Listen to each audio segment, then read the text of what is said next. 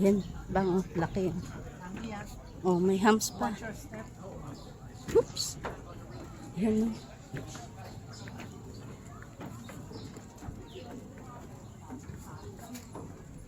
Ano na ba? Pakir ito may hapon. Hindi magpaaka. Oops, oops, oops. Oh, di ba?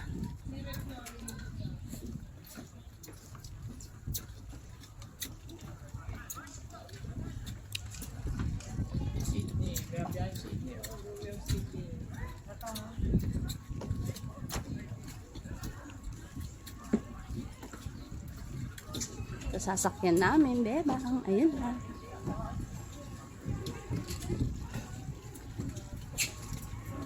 Sanay sila.